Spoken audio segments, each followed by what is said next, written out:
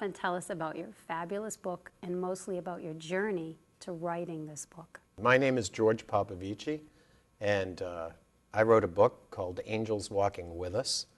And this book is basically about my journey with advanced neurological Lyme disease and the people that I met along the way throughout the process.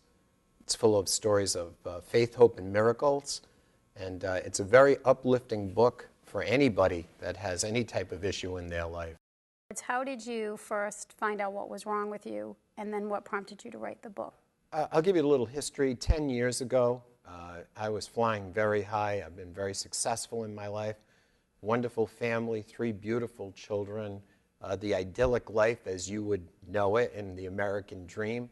And sometime around October of 2005, I felt extremely ill.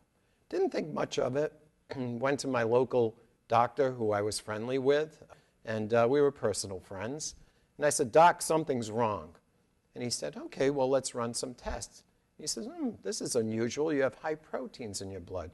He said, "You know, we're going to send you for more tests." I got sicker and sicker and more ill as time went on, and really Doc couldn't quite figure it out. He knew I was getting quite sick. He was sending me to specialists. And lo and behold, by the time Christmas came around, I was basically hospitalized. And I had many different markers. One thing that was most prevalent was I had a blood clot in my lung, which is a pulmonary embolus. Doctors really didn't know what was going on with me. They tested me for many, many things. Believe me, my chart is this thick when I tell you that. But they were somewhat pessimistic on my prognosis, because they really didn't know.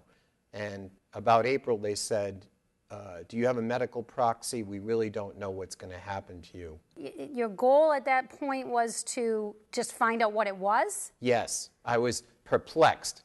You've got to understand, I'm an engineer, and A plus B equals C in my world.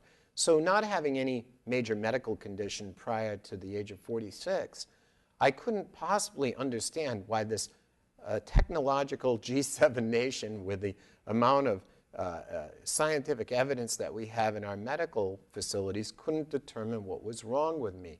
It was perplexing to me and actually making me very frustrated and very sad. So as the process continued, I decided that I had to keep forging forward to find out what the issues were inside of me, because my family depended on me.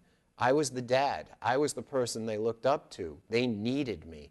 And the fact that I couldn't have or fill that role and be in a vital capacity that way forced me to reduce myself mentally, physically. It was just a very, very sad place. And I'm sure other patients experience this as well. And that is something that they can reflect back, you know, when reading your book, because it is very frustrating not to understand.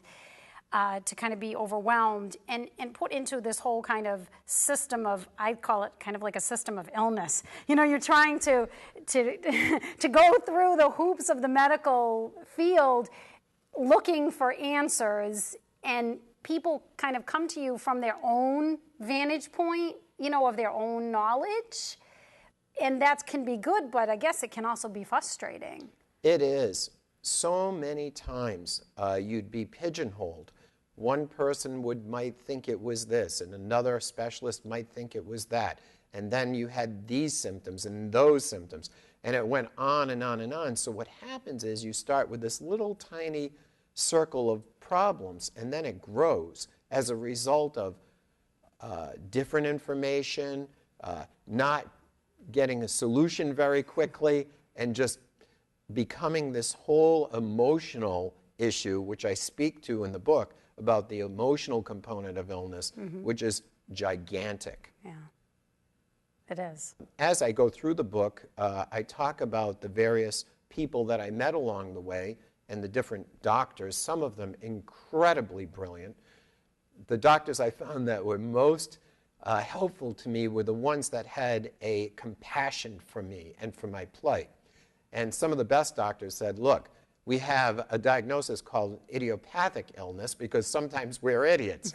Now, that doesn't mean that doctors are. I have a lot of respect for doctors. When you go on my website, there's a few doctors that I have on there. www.angelswalkingwithus.net. And those doctors are far and away the highest level, both spiritually towards the patient, but also intellectually in this country and abroad. It means that they treat the whole person? Absolutely. Yeah, it's a holistic approach. Oftentimes, what I found in my experience in the last decade of wellness is that doctors sometimes get very pigeonholed in their area, and that's what they're taught and trained to do. So I don't fault them at all, but the highest level doctors, and as an example, one that I see in Dallas, Texas, when I went over to Munich, Germany for treatment, the doctors at the hospital said, "Oh, how's Dr. So-and-so?" So they tend to know each other at the highest level, and it's impossible to me to even understand that. I was shocked when I arrived there and they had asked about this fantastic physician and really an angel on earth, because he treats you and he will hug you, he'll hold you, and he'll mentor you to your highest levels, as opposed to speaking in a way that may not give you hope. You were able to pull forth more hope because you were kind of getting treated as a whole person, and at that point, did you really know your diagnosis then? I found out my diagnosis 3.5 years after I became ill, so a lot of damage had been done at that point. Now, for people who have a chronic or advanced neurological Lyme disease, this is not uncommon. A healthy body is in homeostasis. It's always in balance, right? That's a Greek word. I'm Greek. So it's a Greek word. It's always in balance. When your body is out of balance because of an illness, okay, some sort of an insult to the body, the other systems of the body also go out of balance. So you have this kind of like egg shape as opposed to a round shape, right? The earth is round. Everything is in balance. So if you look at the world, you know, we have a perfect balance within the world. When you're out of balance with it, it does tend to change everything. So you have to find things that put you back in balance. You need the proper supplements, you need the proper food, and you need the proper spirit. And that's what my book focuses most on, is the spirit.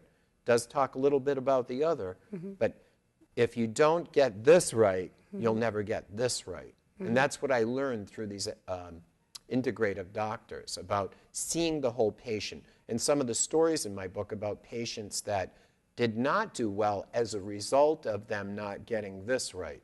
So you have to have the right attitude and the right belief that you will be well or you'll never get well. And we've seen this many, many times.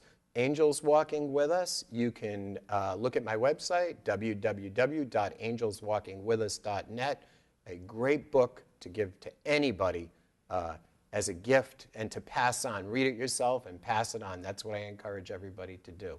I'm Ramona, and you've been watching Ramona Interviews. Have a peaceful week.